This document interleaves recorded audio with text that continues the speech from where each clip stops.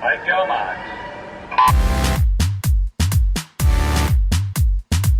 on? I'm Ale Atkinson from Jamaica. Hi, this is Andi Murez. Hi, this is Guido. Hi, I'm Katie Shanahan. Hi, this is Kyle Chalmers, and you're listening to the London Raw podcast.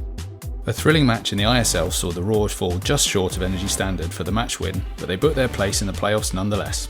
I'm Steve from Pullbuoy. Welcome to the London Raw podcast. We've got no fewer than 17 Olympic medals with us today as Katie and I chat to Emma McKeon and Kyle Chalmers about the match just gone and the one to come. Plus, we'll meet two more Raw recruits. So let's head to Naples. Katie and I will be back at the end to mop things up.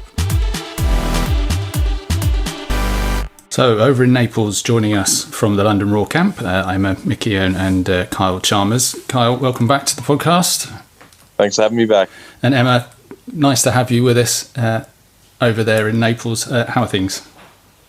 Yeah, things have been pretty good so far. I think everyone's just having a good time over here, and for us Aussies, it's just nice to be out of lockdown and out of restrictions and kind of come over here for like racing, but also a bit of a celebration as well post-Olympics. So Emma, if we talk about the match that's just gone, it was a very exciting match for us to watch as spectators. You pushed Energy all the way. What's the feeling about the result, with it being so close particularly? Well, I think everyone did a really good job. I didn't really know what to expect leading in, but obviously knew that they were going to be a pretty tough team and had some, like in my events, had some really good athletes because obviously Sarah came back as well. So, I think we all did a really good job and we all, put in our best effort, and it was obviously really close. And I think we got in front on that second day for a couple of events there, and then the relay took off with some jackpot points. So, it would have been an interesting thing to watch, I think. It certainly was. And Kyle, it was close, 20 points or so. What was the feeling like in the team afterwards? Was it, happy with the result, or was it a feeling of maybe a missed opportunity to get one over on Energy?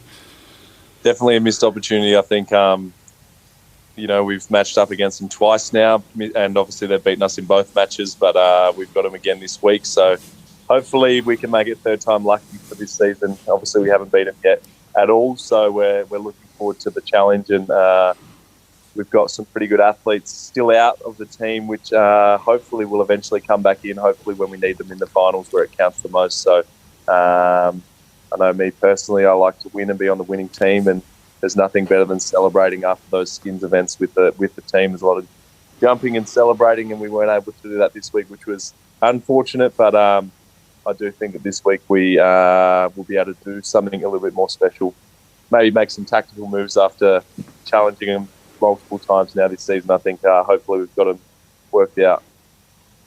Kyle, you had a relay-only role for the first match that you were participating in. Were you really keen to get involved in the individual events this time round? Yeah, absolutely. It was really hard actually sitting back and watching the individual races, and I guess I swam pretty well in the relays, so I knew that I was ready to fire individually. So I found it quite challenging sitting in the stands watching my events be swum, and especially seeing as skins was freestyle as well, it made it even harder. But it was awesome that Katsumi got up and won that skins event, and made me hungrier to perform individual this week. And I look forward to again having that challenge this weekend. And Emma, you've come off a break post Tokyo and gone in straight into some pretty heavy programs. 8 swims this week. How have you found that? Surprisingly, pretty okay. I didn't really know what to expect, and I think that's probably what made me swim well, because I just had no expectation and didn't really know how I would kind of handle the racing. And I think with short course, it's a bit easier to handle than long course. So you can kind of, especially in the sprint events, you can kind of fake your fitness a bit, I think. I mean, you had 8 swims. You probably didn't get a chance to see much of the race. I guess you spent most of the racing. Sorry, I guess you spent most of the evening going backwards and forwards to the swim down pool. Is that fair to say? Yeah, I don't usually ever get to watch much of the racing. We do have a TV in our team area that I can watch it on. But most competitions I go to, I don't really get to watch any. So when I do get the chance, I love it. And then once I'm finished for the night, I'm done a little bit early. I can watch the last few events. So it's it's always nice to be in that team box and everyone's cheering really loudly. I mean, you said you can fake your fitness a bit on the sprint events, but 51.05 in the 100 free, for example, is a couple of hundredths off your best time. So were you expecting to come with that sort of form after the break you'd had? Definitely not. I think because I had the 2 weeks in quarantine and then probably just about 3 weeks at home, not swimming at all, not doing any gym or anything. So it's actually really shocked me that I've been able to swim those kind of times. But I think it's just the atmosphere, and I haven't raced short course in quite a long time now, since 2019 ISL, so I wouldn't even know what kind of form I'd be in, I think, if I was super fit and super prepared. But yeah, to be swimming that fast, I'm pretty happy. And Kyle, you said that you were happy with your speed coming off the relays last week, and we've seen it fairly often that you like a relay and you seem to really like sort of chasing people down. Is that something that really fires you up?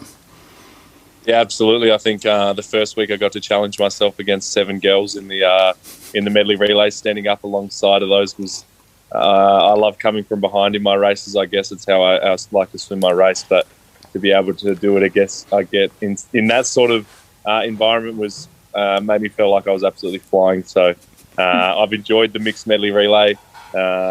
Obviously, we got second this week, but hopefully this week we go a bit better in it again, because there's nothing more satisfying than, I guess, chasing down people and touching them all first.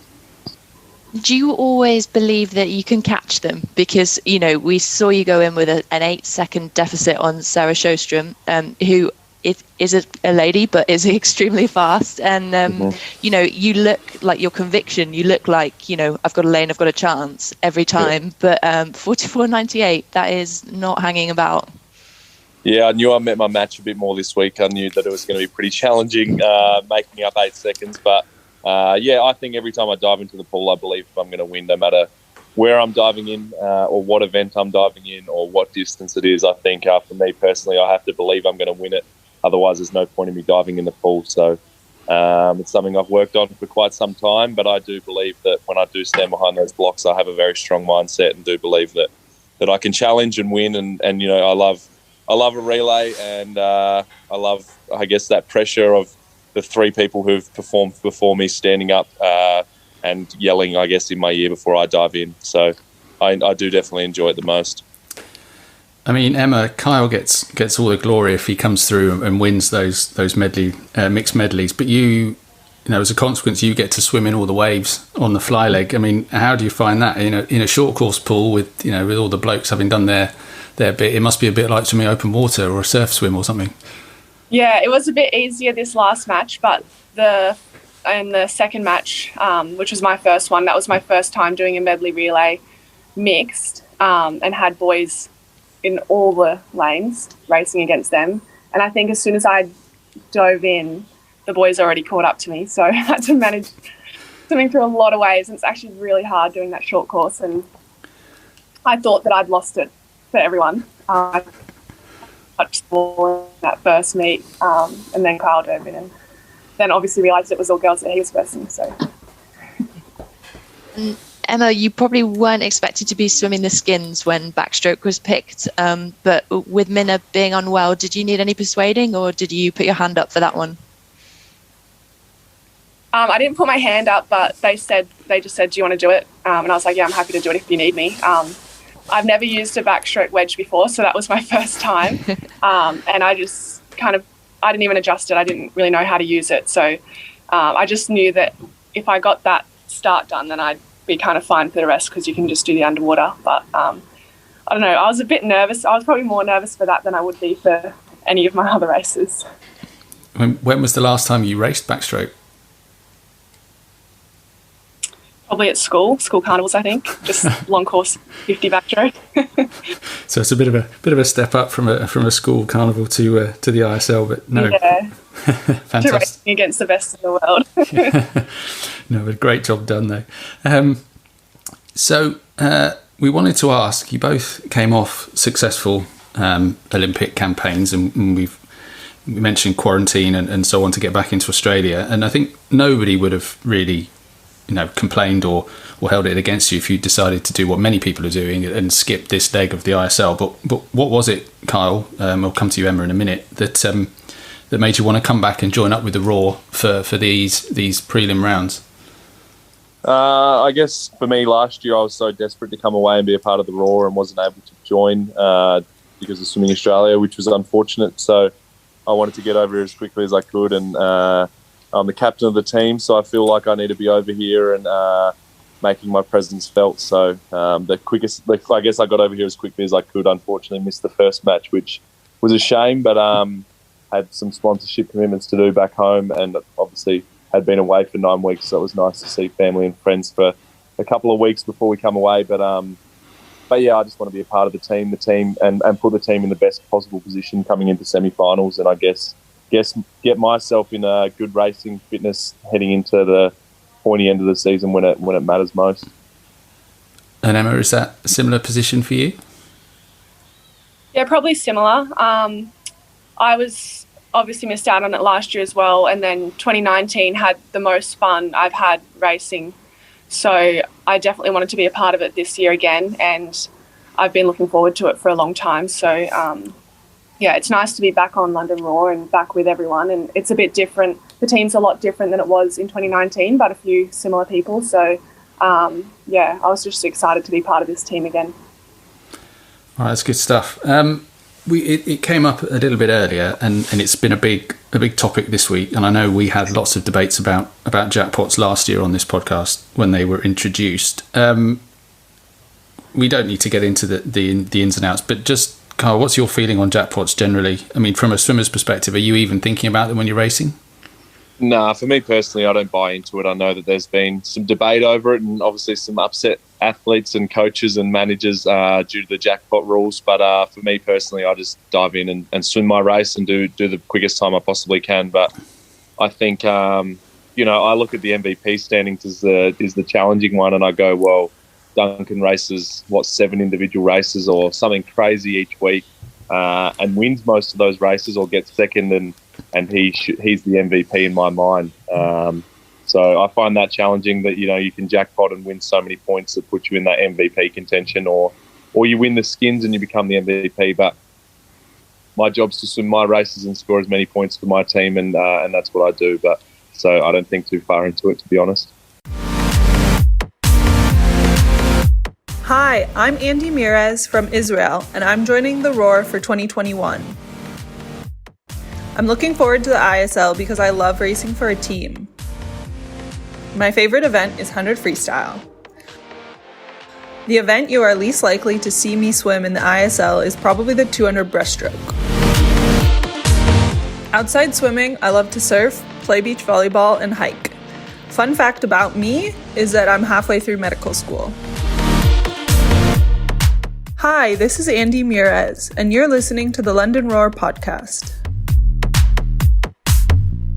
Let's move on and talk about your next match coming up in a few days' time. You've got Energy Standard again for the third time this season, the way the seeding has worked out, and then DC Trident and Toronto Titans. Kyle, you're already assured of your place in the playoffs because of the results so far, regardless of what happens in this match. Does that affect how you'll approach it, or will you all still go all out? Well, yeah, I think the best we can possibly finish is third, and I think the worst we can possibly finish is fourth. So we're guaranteed to be in the finals and in pretty good contention, I guess. But for me personally, I'm still trying to get fit and I guess contribute as much as I can to the team. So nothing changes for me what match it is. But I look forward to again challenging us against Energy Standard. I don't want to rock up and get second again or third. I want to make sure we're winning this time around, and I think, Toronto are also a very good team that we're going to be challenging in the finals as well. So it's a good chance to race and have a hit out against them. So I think hopefully our team goes that little bit better than we did this week. Yeah, I think that kind of feeds into my next question for Emma, which is just that it looks like we're closing the gap on Energy Standard with every round. Does it feel like they're a team that you've got unfinished business with, or is it just going for the win no matter who you're against? Yeah, well, I think, like Kyle said, we want to win, and we're going to do everything that we can to win. And I think now that we've come up against some 3 times, we'll definitely be more hungry to beat them. And I mean, in those relays especially, I think that's when they kind of took off. So putting together a good relay team, I think, will be the key for us and trying to get that win. Do you think we might, I think Kyle alluded to it a bit earlier, do you think we might see some different tactics this time round? Either of you maybe making an appearance in the 200 free? I'm not sure what the coaches will decide, actually. I mean, I'm happy to swim whatever they put me in, even if it's another backstroke event, but hopefully we've got Minna back this week and she'll be ready to go again. Do you fancy a crack at the 200, Kyle? I think it's a challenging one. It's something I'd love to do, but it also means that the 200 freestyle, the event after is the mixed medley relay, which is obviously double points, those relays, and the event that obviously cost us probably a little bit last week. So it's kind of one or the other. So it's whether you can score 9 points, I guess, in the 200 freestyle, or you could score, what did Energy Standard score, about 50 points or something in the relay, I think, on the weekend. So I think the relay for me is probably the most important thing for the team. So I'll be putting my hand up for that. But if they want me to swim the 200 rather than the relay, then that's what I'll do as well. But my great mate Zach Inserti swims the 200 freestyle. I'd hate to steal that event off of him. I was thinking you could give Duncan the week off the 200, let him swim the relay. That's really a good focus point. on that we 400 could sub each IM. other out. Yeah, true. He's got a very hard second night, actually. I took the 100 freestyle off his hands, so he's only got those 3 individual races that night, but man, he does some racing. Kyle, are you looking forward to going up against the likes of Zach Apple and Brent Hayden? Absolutely. I love challenging the best. So, it'll be an exciting week again to race against some different faces again. And, like I said, win those points for the London Roar. And I think I'm in pretty good form. So I look forward to getting that opportunity to race against Brent Hayden. Is someone I looked up to for a long time as a kid growing up. And it's awesome that he's back swimming so fast at such an old age. So it'll be like racing against the Masters this weekend, maybe.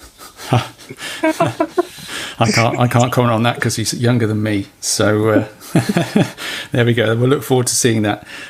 Looking a little further into the future, once this match is over, we understand, Emma, you're both off on the World Cup circuit. Is that right? Yeah, I'm just doing the first 2, and I think Kyle's doing all of them, which will be, for me, just one extra week of racing. So I'm pretty keen to do that and then have a bit of a break and a bit of a holiday, and I'll keep my swimming up a little bit. And then we're going to Stirling as a team. The Aussies that are left over here will be going to Stirling because we can't go back in quarantine. And then in Eindhoven. So there's a lot of racing coming up, but I'm excited for it. And Carl, I think you're doing a bit more jet setting from what I gather than Emma. Yeah, I'm going to have a crack at all the World Cups and then probably head down to Toronto with Sydney just to have a week of training. And then I've got a reptile guy in Detroit that I'd love to cross the border and visit. So definitely got some flights to book in over the next few days before we leave Naples. But yeah, like Emma said, excited for the challenge. We obviously don't get all that much opportunity to race in Australia, and especially against obviously the best in the world. So we're very lucky to be over here and getting to challenge those people. And I guess, it's an easy way to stay fit by racing short course. We can kind of plod along in the pool during the week and then race on the weekend and keep our fitness up. So it's been really good so far. Do either of you have plans to go to World Short Course after Eindhoven? I mean, I know Swimming Australia are not sending an official team, but you can go if you fancy it. Yeah, I'll be having a crack at that as well. Just tick the boxes while I'm away and then head home after that. So it'll be good. We'll be home, I guess, just before Christmas and probably be stuck in a hotel room for a couple of weeks. But it'd be good to have a crack at it. I'm not too sure if I'm going to do it yet. It probably depends on if we can do quarantining at home by then. Yeah, I don't want to be in a hotel over Christmas. I mean, that kind of brings me to the question I wanted to ask that Raw fans will want to know, because I know Rob has made some comments about this in the past, but will you be able to come back for the final on the assumption that Raw make it, given that it's scheduled for January and the quarantines and then obviously Australian trials are not too far after that, and we don't know where it is yet either, but are you hoping to be able to come back for that final? Well, actually, I met with Constantine last week and it's looking likely that the final will be changed to December and potentially be in the UK. So pretty much straight bang off the back of Eindhoven, we'll probably head to the UK and hopefully have the final then, which would play into our favour massively.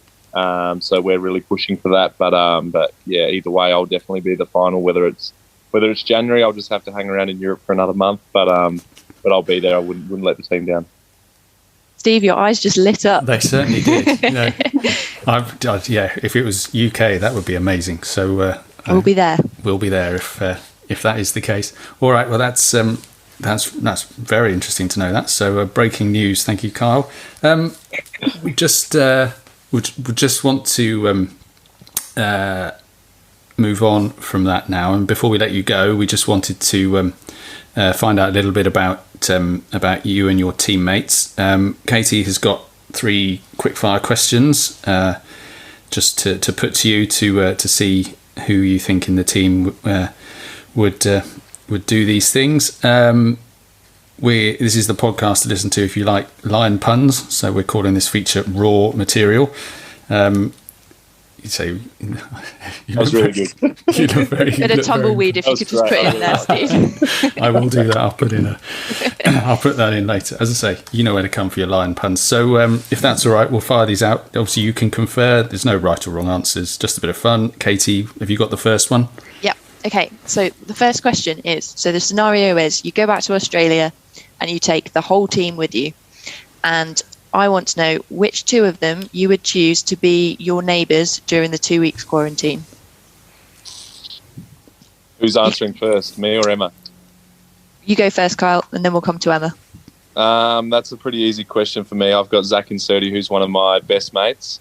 So I'd choose Zach, and then I'd probably choose Duncan Scott as well. He's a good mate of mine, and I think we get along pretty well as a trio. So I feel it would be a good little bonding session for us.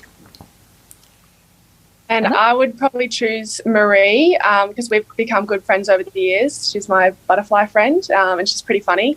And I'd probably choose Minna on the other side because she's just always in a good mood. I can see that of Minna somehow. Yeah. Apart from when she's been sick the last few days. Yeah. Good stuff. Question 2, Katie. Okay, question 2. So it's the end of the ISL season and the teams are celebrating. Who of your London Raw teammates would you least want to be in control of the rap party playlist? Probably one of the non-English speaking people. I think I find that quite hard. And I think also Jenna's been playing some pretty poor music over the speaker. I don't want to throw her under the bus because I don't go that well, but she's the only one with the speaker here, so she controls the music when we're at training, and I try to stay as far away from the speaker as I possibly can. I think she's got pretty good music coming out of the speaker. That's my taste. Okay, so the third question. It's down to the wire at the ISL final, and just moments before the 400 IM, you realise that Energy Standard's general manager James Gibson has kidnapped Duncan Scott and Katie Shanahan. London risks an 8-point penalty for the no-shows, which would definitely cost them the title. Would you 2 volunteer to swim in their place? 100%. I was actually having this conversation with Luke Greenbank at the pool this morning. I said, I want to challenge you for that 400 IM spot at the end of the in training, so that because everyone's in the stands watching at that point, so it seems like a whole lot of fun. So I'll be definitely throwing my name in the hat to get up on the blocks and have a crack at it. Yeah, I think I'd be exactly the same. I'd be happy to do it. Can't say I'd be amazing at it. I've never done one, and my breaststroke is shocking, but I'd be happy to do it if they needed me. Well, I think you might need to be prepared. It's one of Energy's weakest and one of the ones where we're really strong, so I wouldn't put it past Gibbo. All right, great stuff. Well, we hope that James keeps his hands off Duncan and Katie, of course. But glad to know that you would step into the breach if needed. Kyle, Emma, it's been brilliant to talk to you. So thank you very much for giving us some time from Naples. No problems at all. Thanks for having us. And we will say good luck for the last match, and obviously good luck for the playoffs when they come round, and say goodbye. Appreciate it. Thanks for that, mate. And shout out to all the Raw fans. Thanks for tuning in and supporting us. Hi, I'm Ilaria Bianchi from Italy. I'm excited to be part of the Roar because I have already participated in the ISL in the first year. But this is the first time in a team without my compatriots, and it will be certainly a different and exciting experience. I'm looking forward to the ISL because I want to see how I can swim in these races. My favorite event is the 100 butterfly, but you will also see me in the 200. Out of the pool, I love eating, sleeping, and take care of my two lovely cats. I'm Ilaria Bianchi, and you're listening to the London Roar podcast. That's Kyle Chalmers and Emma McKeon over in Naples, reflecting on tight match against Energy. And as we said to the guys, Katie, it was so close and nip and tuck on the second day. And, you always thought that maybe they would do it right until that last medley relay, really.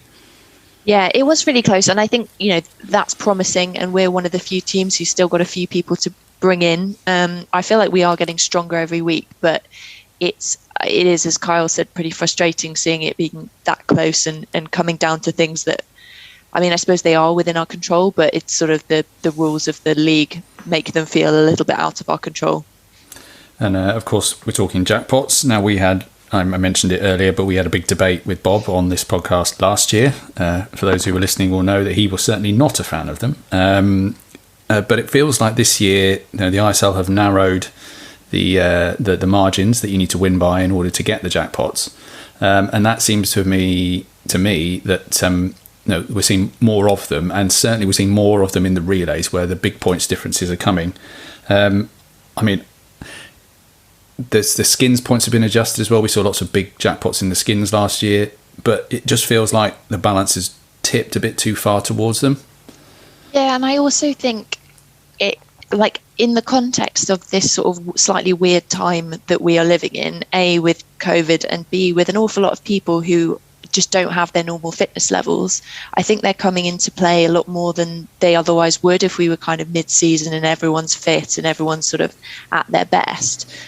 What we've got at the moment is a situation where you've got a lot of people who can swim really fast all the time, even off not much training, and some people who really, really need that base, and they just don't swim well coming off a big block. And I think that is having a massive impact on how many jackpots we're seeing. And I think it really distorts the picture of the results that we're seeing, which I find quite frustrating.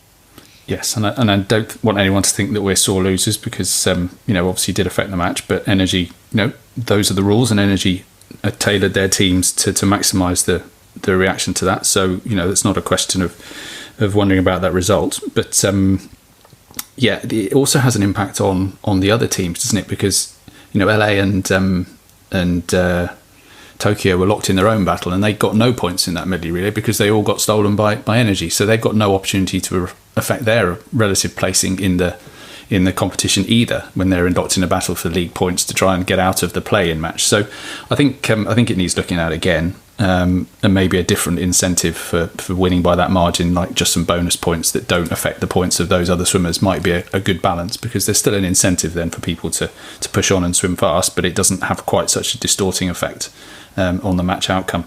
But I'm sure it's something the ISL will look at. In the pool, though, we saw a couple of really great performances. Kyle was very modest about his 44.98, but that's the 8th fastest relay split of all time, which was an absolutely crazy swim. I mean, he almost looked like he was going to catch up 2 and a bit seconds on Flora Manadou. Yeah, I feel like it feels like it's really great to have him back, both from a swimming perspective, and you just heard how enthusiastic he is there and how much he loves this event. So I think that's a huge part of it.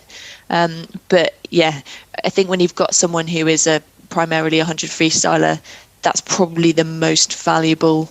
Well, except for maybe someone who's just a real standout 50s person who's going to win the skins every time. It's one of the most valuable events that you can have. So great that we've got him back. Yeah, really brilliant to see him and to see him swimming so fast. But someone else who caught our eye at the weekend was Katie Shanahan. She was a newcomer to the Raw this year. We introduced her in the first episode of this run as one of the Raw recruits. But she's really grown into this season and pulled out a really mature swim in the 400 IM to win that when the match was really tight and it was really important for London to maximise their points. Yeah, she's really such a valuable person for us. She doesn't have that much senior international experience, and yet she's just sort of taken this on right from match one. And I think that was her first win, but she's been right up there in a load of events, and she's one of those workhorses who's just taking on everything. We saw her in the 100 backstroke, which she doesn't normally swim. She did a great swim. We saw her in the 200 backstroke. She's taking on a really full program and seems to be performing every time. So a great rookie for the Roar. Yeah, really great pickup. So we'll look to see more from her and more from Kyle and Emma in the next match coming up. They've got Energy, DC and Titans. Can they get one over on Energy this week, do you think, Katie? Interesting. So I was surprised seeing Energy bringing Sarah Sjostrom back, and I don't know if part of that was, seeing how strong our team was, and it was certainly really close. I don't think they would have won it without her. I think they see us as a threat. I think we're getting stronger every week. I certainly think we can give them a bit of a scare. And if we don't do it this time, I think we'll do it, later on in the rounds. Well, let's hope so. It'll be interesting to see what tactics the coaches try out, but we hope for a win over Energy in that final regular season match. Katie, thanks as ever for your thoughts. Thanks very much. We will leave you there, draw an end to this podcast. If you want to get in contact, it's at Pullbuoy on Twitter or at Pullbuoy UK on Instagram. If you've got any questions for us, or if you want to say anything, please, if you've listened, share the podcast around, tell your friends. Hopefully we'll be back next week. I'm not sure when, because it depends on when the team leaves Naples and when we can track people down, but we hope to be back next week for a review of the regular season matches ahead of the playoffs. And you heard it here first, the possible final in the UK in December, which would be fantastic. So until next week, we'll say thanks for listening. You've been listening to the London Roar podcast by Pullbuoy. For more episodes, visit www.pullbuoy.co.uk/roar.